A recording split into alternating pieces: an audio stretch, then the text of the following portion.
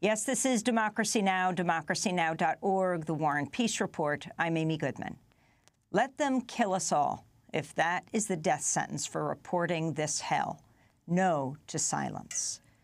Those were the words of award-winning Mexican reporter Javier Valdez after one of his colleagues, Miroslava Breach, was assassinated in March.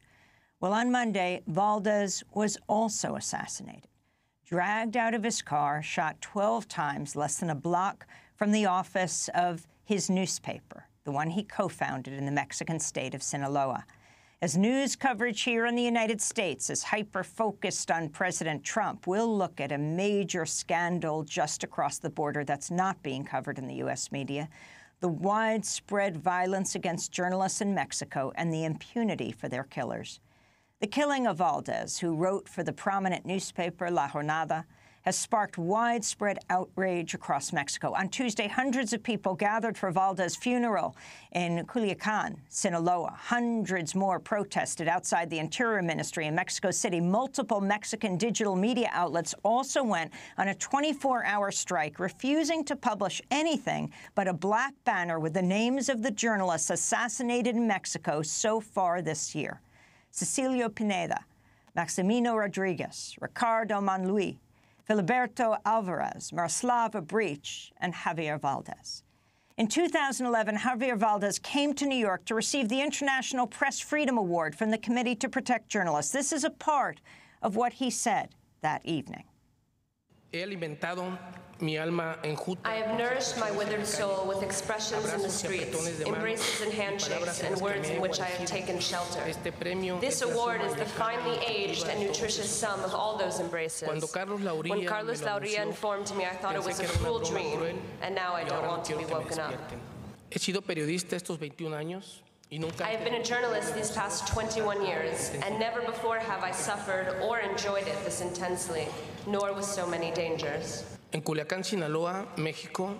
In Culiacan, in the state of Sinaloa, Mexico, it is dangerous to be alive, and to do journalism is to tread an invisible line drawn by the bad guys, who are in drug trafficking and in the government, in a field strewn with explosives. This is what most of the country is living through. One must protect oneself from everything and everyone, and there do not seem to be options or salvation, and often there is no one to turn to.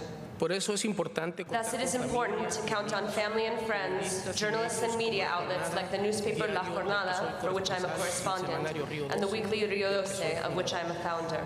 En mis libros, Mis Narco y Los Morros del Narco, de Editorial Aguilar. In my books, Miss Narco and the Kids of the Drug Trade, I have told of the tragedy Mexico is living, a tragedy that should shame us. The youth will remember this as a time of war.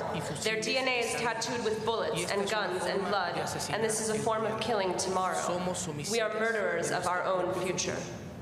Esta es una guerra, sí. Pero por el control del This is a war, yes, but one for control by the narcos. But we, the citizens, are providing the deaths, and the Mexican and U.S. governments, the guns. And they, the eminent, invisible, and hidden ones, within and outside of the governments, they take the profits. Dedico este premio a los periodistas valientes. I dedicate this award to the brave journalists and to the children and youths who are living a slow death. I have preferred to give a face and a name to the victims, to create a portrait of this sad and desolate panorama, these leaps and bounds and shortcuts towards the apocalypse, instead of counting deaths and reducing them to numbers.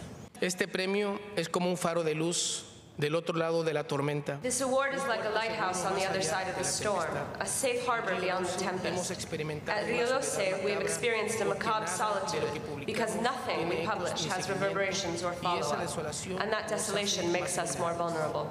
Y a pesar de esto, con ustedes, con este premio, puedo decir que tengo donde guarecerme y sentirme menos solo. Despite all of this, with all of you, and with this award, I can say that I have somewhere to take shelter and to feel less alone. Muchas gracias.